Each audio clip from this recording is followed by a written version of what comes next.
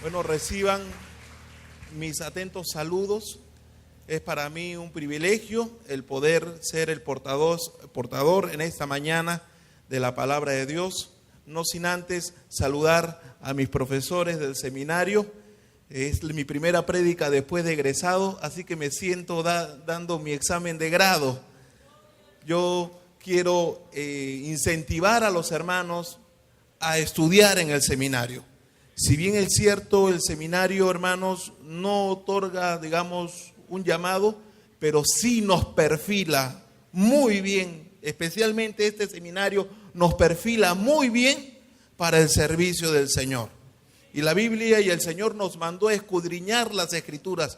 ¿Sabe qué privilegio es para nosotros que en nuestra casa tengamos un seminario? Es una bendición. Gloria sea a Dios y damos gloria a Dios por ello. Mis atentos saludos nuevamente a los pastores. Y hoy, hermano, quiero tratar un tema con ustedes. Un tema que de seguro lo hemos escuchado en otras ocasiones. Voy a pedir a los hermanos que me pongan la lámina. Y el tema es Yo Jonás. Yo Jonás. ¿Por qué? Porque algunas veces pensamos que Jonás, el personaje de la Biblia, una persona con un carácter un poco conflictivo, solamente se quedó en este personaje. Pero yo quiero decirle que todos llevamos un Jonás adentro.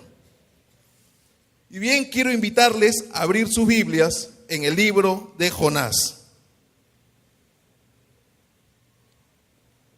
Gloria a Dios. Pueden tomar asiento, hermanos.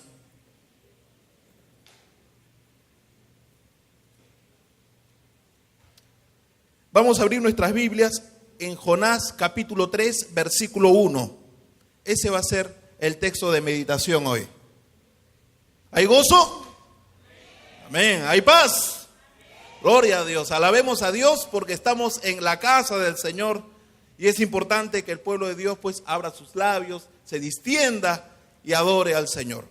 ¿Tenemos todos el libro de Jonás? Ajá, hay algunos que todavía están revisando. Eso, esperamos unos segundos más. ¿Lo tienen? A ver, el que lo tenga, por favor, que me dé un amén pentecostal. ¿Lo tiene? Eso, muy bien, hermano. Bien, Jonás 3:1 dice así. Vino palabra de Jehová por segunda vez a Jonás. Léalo usted también, vamos a leerlo todos juntos. Vino palabra de Jehová por segunda vez a Jonás. Amén. El Señor bendiga su palabra. Cuando nosotros estudiamos ese libro de Jonás, ¿qué es lo que se nos viene a la mente? Lo veíamos hace un instante en la lámina. Y se nos viene a la mente un pez. Pero ¿sabe qué? En este libro de Jonás, la palabra pez solamente están referidas en 4 oportunidades. Jonás, la palabra Jonás o el nombre Jonás, solamente está referida en 15 veces a lo largo de este libro.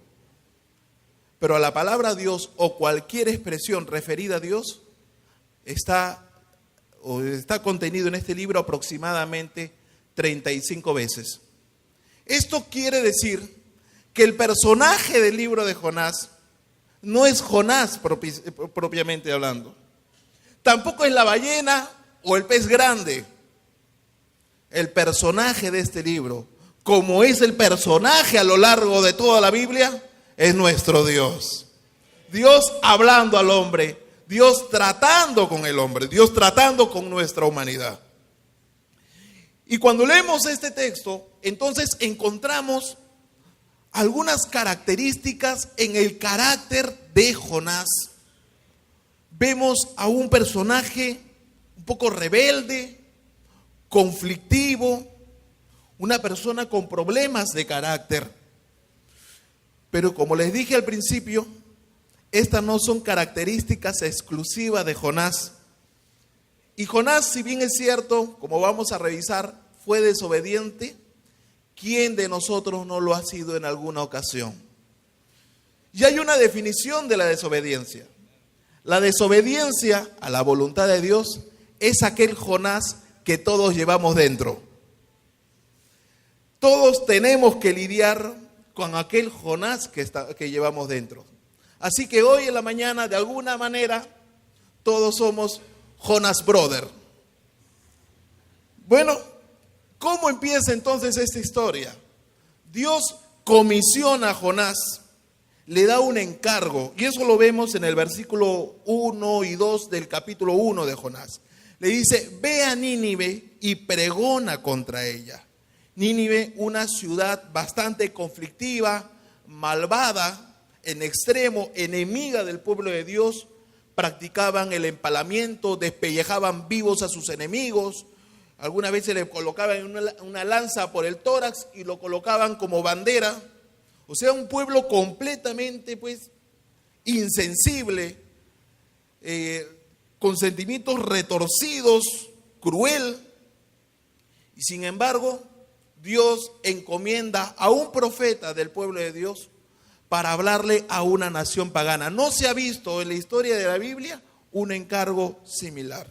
Por eso es que algunos cuestionaban esta historia, porque cómo Dios puede encargar a una persona del pueblo de Dios, del pueblo de Israel, para que pueda anunciar las buenas nuevas a un pueblo pagano, porque ellos eran los detentadores de la ley de Dios. Sin embargo, Jesucristo reivindicó el testimonio de Jonás, diciendo de que ninguna señal será dada a la generación, sino la señal de Jonás. 3 días el Señor murió y resucitó al tercer día, ¿verdad? Bueno, Dios le encomienda, ve y pregona contra ella. Es la encomienda de Dios a Jonás. Y esta expresión, pregona contra ella, solamente esta expresión nos llevaría quizás mucho tiempo para desentrañarla.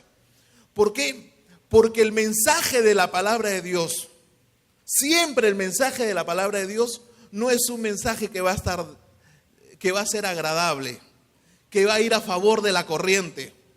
El mensaje de la palabra de Dios siempre va a ser acusando el pecado, señalando nuestras debilidades, con el propósito de llamarnos a un arrepentimiento sincero y que podamos tener comunión con nuestro Dios.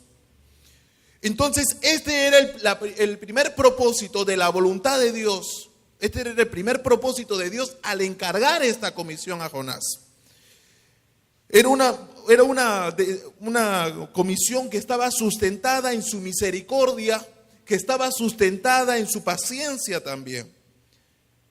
Y a nosotros también Dios nos ha encomendado pregonar el Evangelio. Jesucristo mismo nos dijo, id y predicad el Evangelio a toda criatura.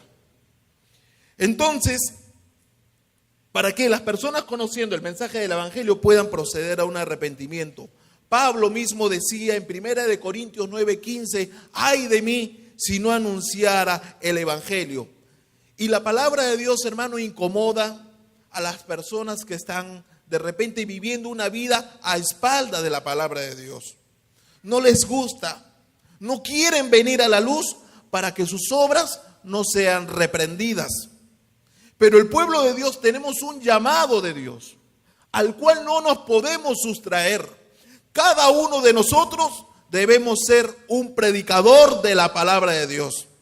San Agustín decía, predica a tiempo y fuera de tiempo, y cuando sea necesario, a través de tus palabras.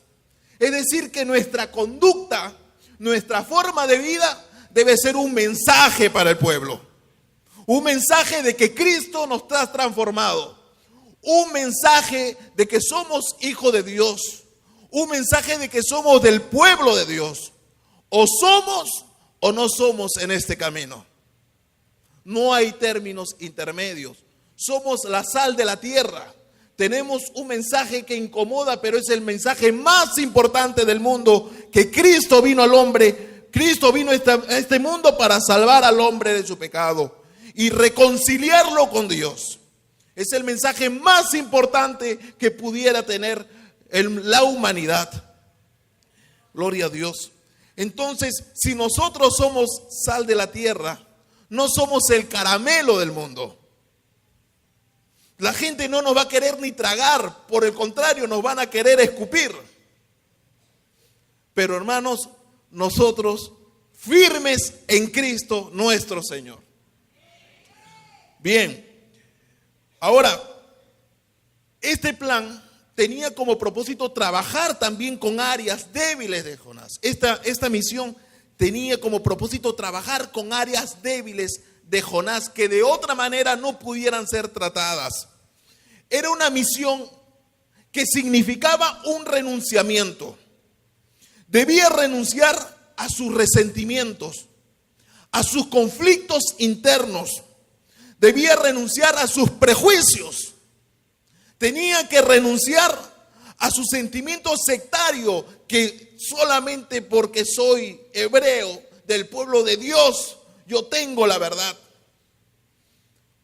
Y Dios muestra su misericordia encomendándole la predicación a un pueblo que era un pueblo extranjero, por decirlo de alguna manera. Yo imagino que para Jonás debe haber sido esto muy difícil. Era como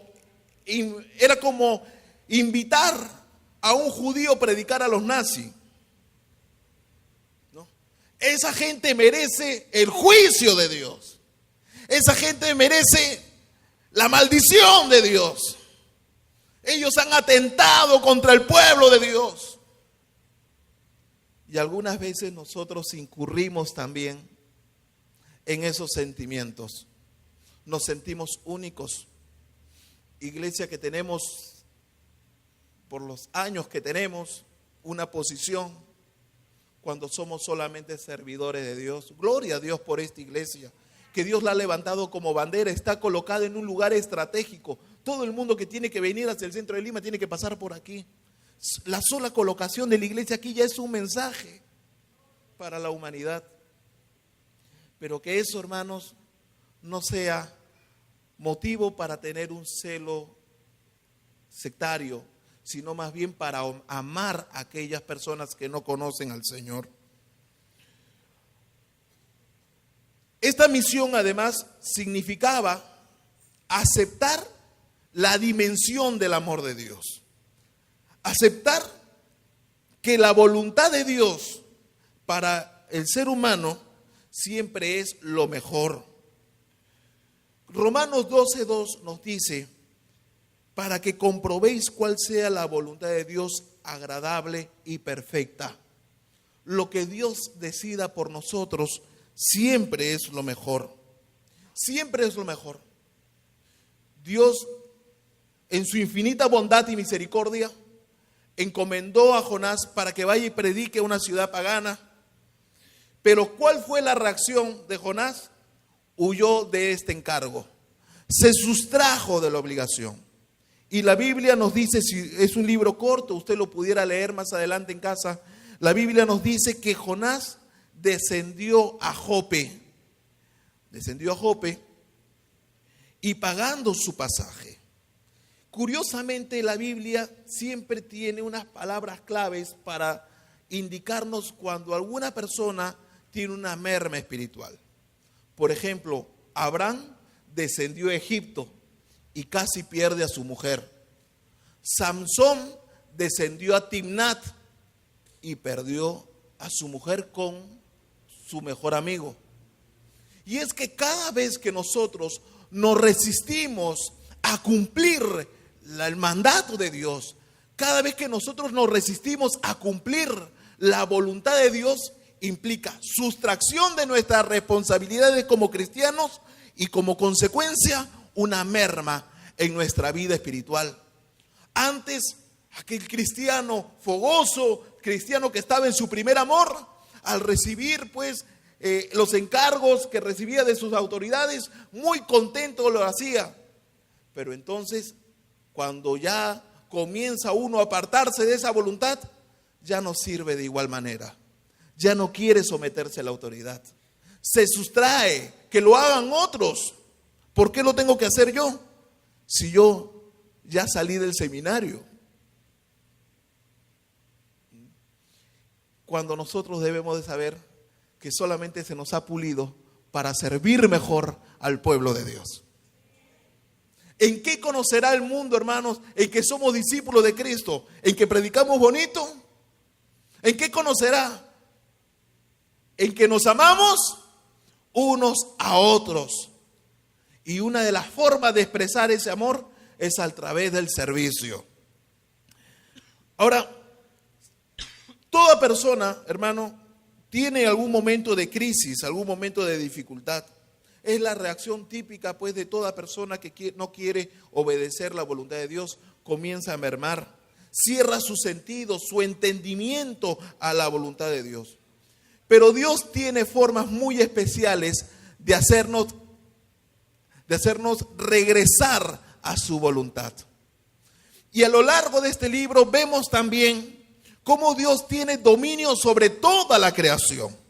Por ejemplo, entre los medios que Dios utilizó para llevar a la reflexión a Jonás, encontramos en Jonás 1:4 que Jehová hizo levantar un gran viento en el mar. En el versículo 17 de este mismo capítulo, pero Jehová tenía preparado un gran pez que tragase a Jonás. En el capítulo 4, versículo 6, Jehová preparó una calabacera. En el versículo 7 del capítulo 4, Jehová preparó un gusano. En el versículo 8, Dios preparó un recio viento solano. Y es que Dios no carece de recursos para traer a una persona a su voluntad cuando tiene un propósito con nuestras vidas. Dios tiene un propósito con tu vida. Tu vida no fue un accidente. Tu vida no fue una casualidad. Tú y yo estamos en esta tierra por voluntad de Dios, para obedecer a Dios, para servir a Dios y para glorificar a Dios con nuestra conducta. Gloria sea el nombre del Señor. Ahora, todas estas situaciones, desde la perspectiva de Jonás, quizás pueda haber visto, desde perspectiva de nosotros también, podríamos haber visto que era una obra del diablo. Cuando nos pasa algo, le echamos la culpa al diablo. Pasó esto, el diablo tiene la culpa. Señor, reprenda al diablo. Pero déjeme decirle en esta mañana que no todas las cosas son del diablo.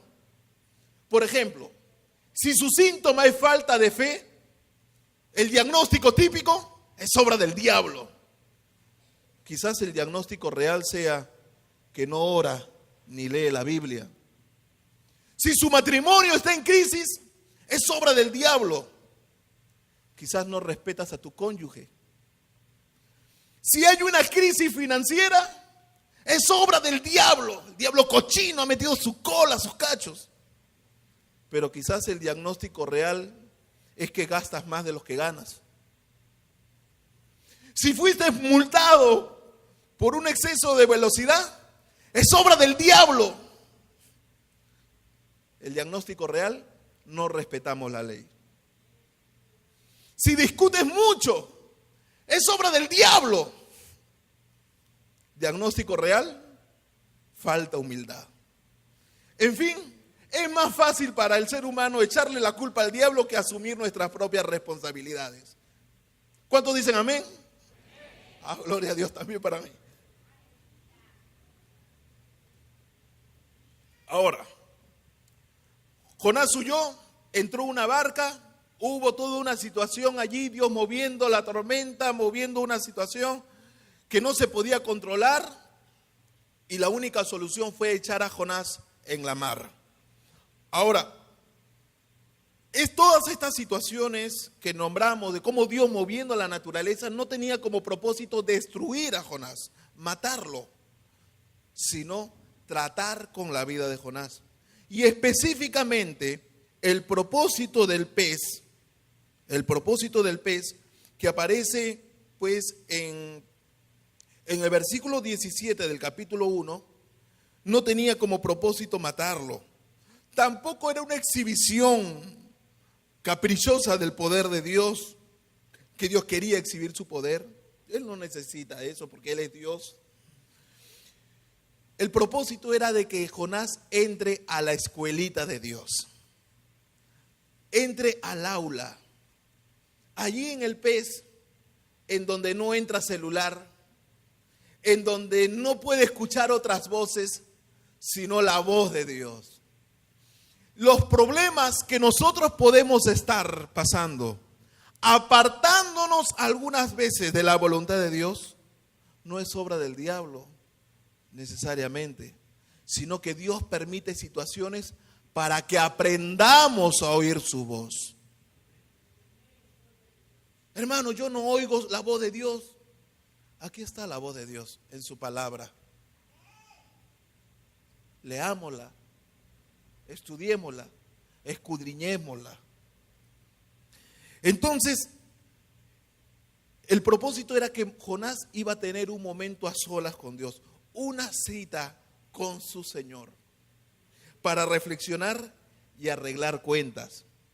Las situaciones que te están pasando hoy, ¿le estás echando la culpa al diablo o es consecuencia de la desobediencia? Del Jonás que tú y yo llevamos dentro.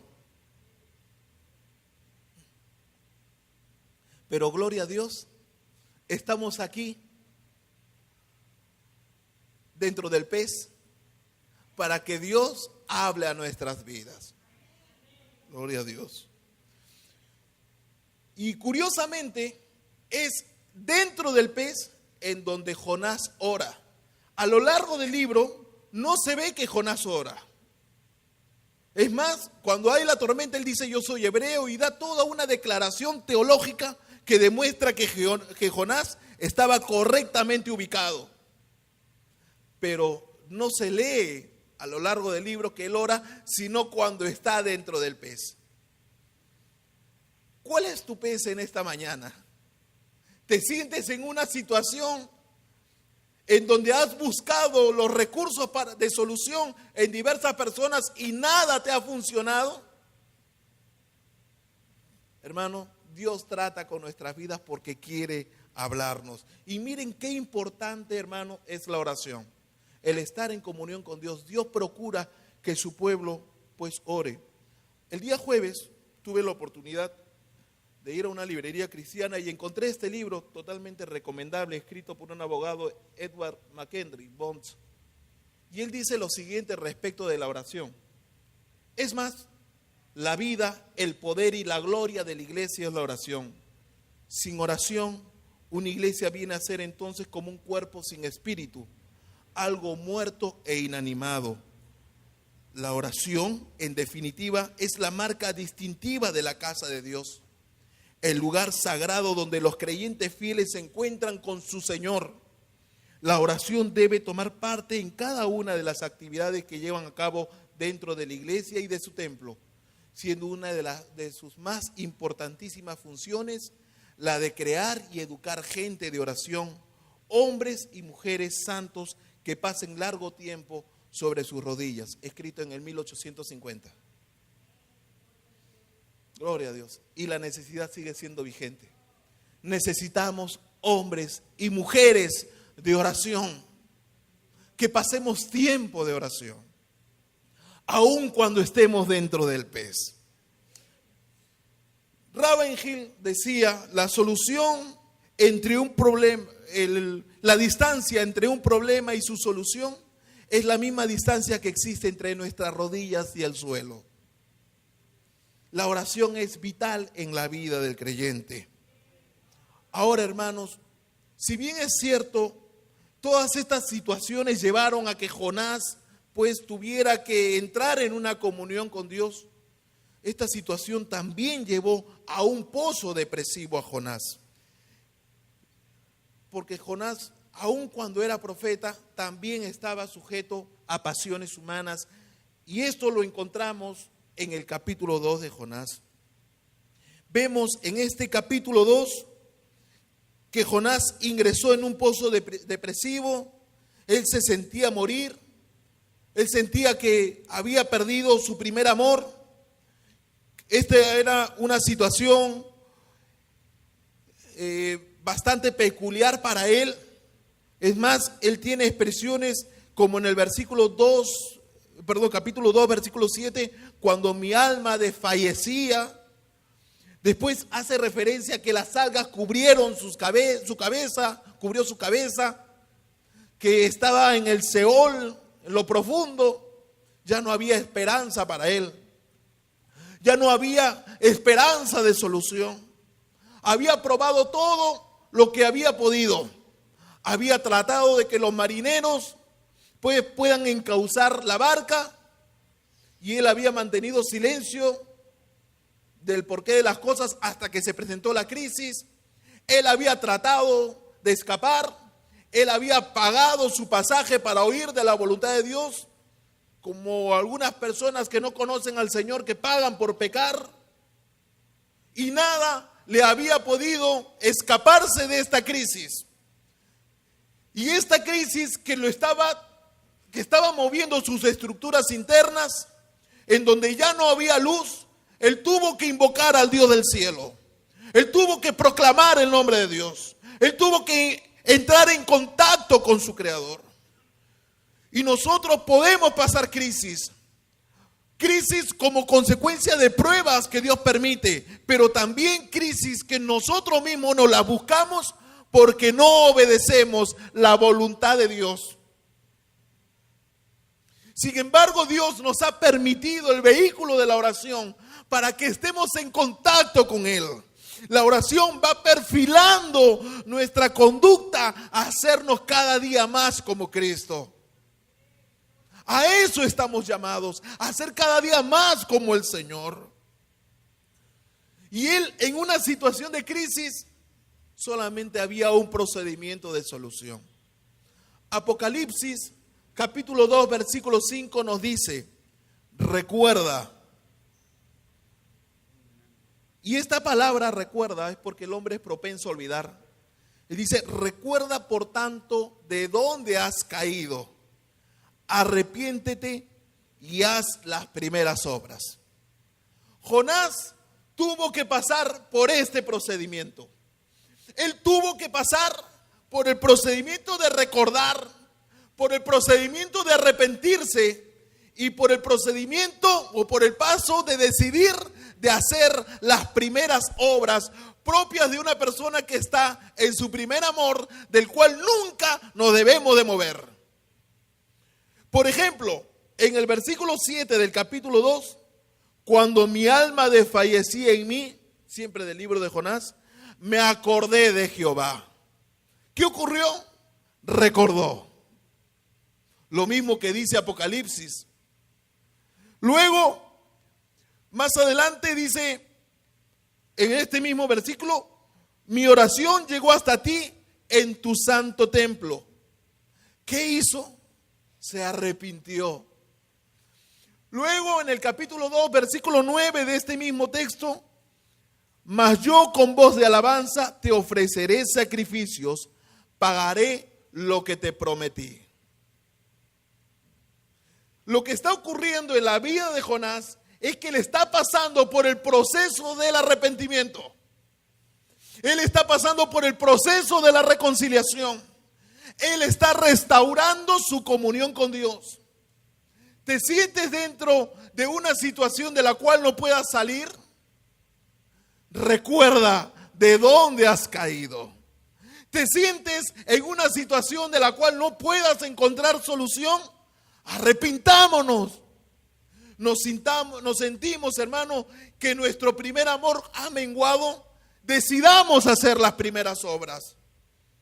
Bendito sea el nombre de Dios. Hermano, este procedimiento es el común denominador a lo largo de toda la Biblia para llegar a un arrepentimiento sincero. Cuando vemos, por ejemplo, el libro de Nehemías, cómo Nehemías comienza en el capítulo 7 y 8, cómo comienza él a leer la ley.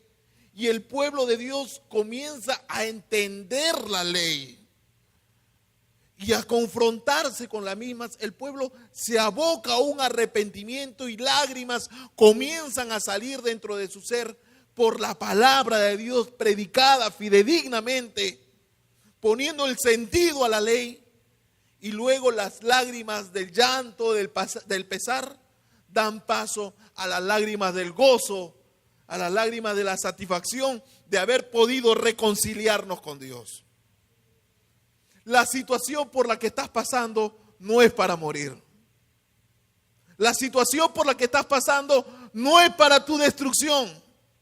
La situación por la que estás pasando es para que podamos clamar a Dios y reconciliarnos y restaurar nuestra comunión con Él. Gloria sea el nombre de Dios, hermano.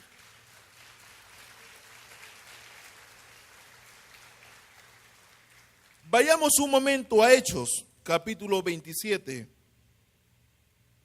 versículo 15. Y aquí vamos a leer una historia muy parecida, otra situación por la que pasó otro hombre de Dios, otra tormenta. Pero vamos a ver una conducta distinta de una persona obedeciendo la voluntad de Dios, ¿ok? Versículo 15 del capítulo 27 del libro de los Hechos.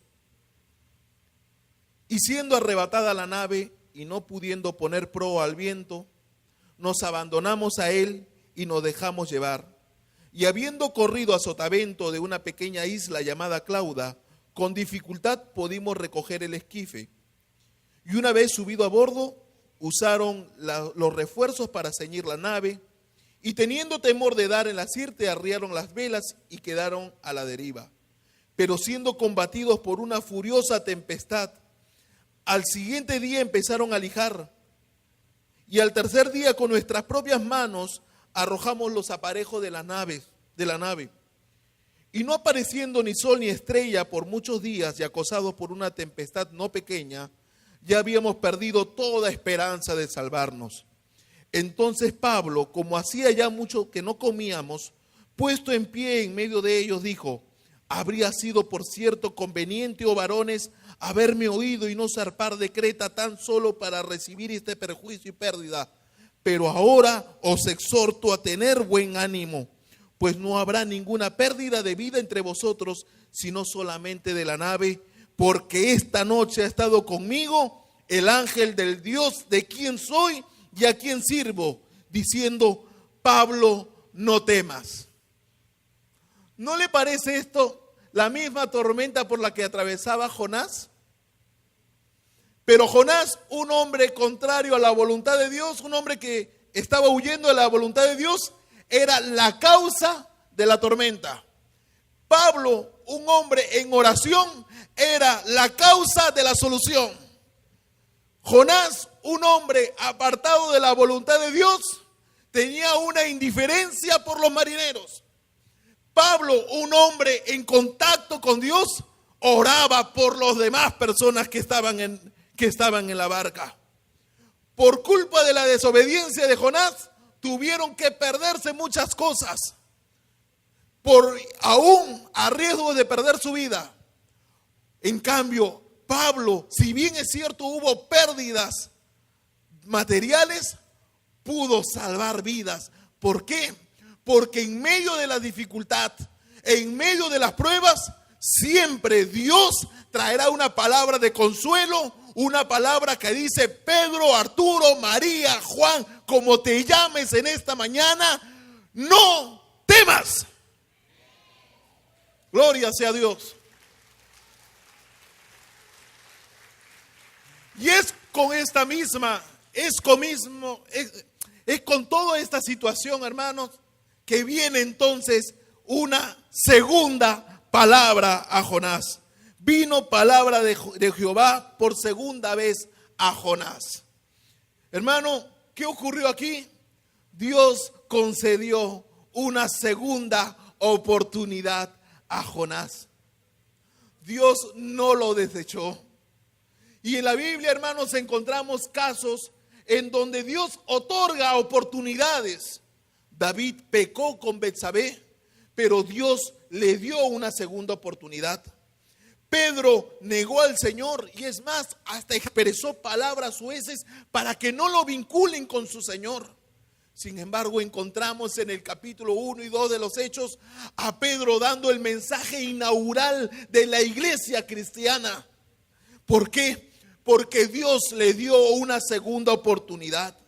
Marcos se apartó de Pablo y Bernabé en Panfilia, abandonando la obra misionera, dejando de trabajar en la obra de Dios. Fue motivo de discusión entre Pablo y Bernabé.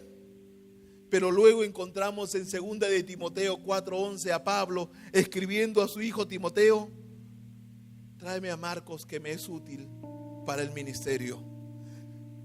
¿Qué pasó con Juan Marcos?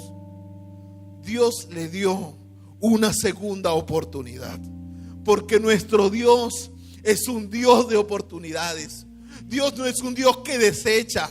Puedes haber estado en una crisis, puedes estar dentro de lo profundo del mar de la aflicción, puedes haber sido arrastrado por diversas tormentas del vicio, del alcohol, de las drogas, de los problemas familiares, en donde no ves la luz de esperanza. Pero el Señor te ha traído aquí para que puedas oír su voz, porque Él quiere decirte en esta mañana: no temas.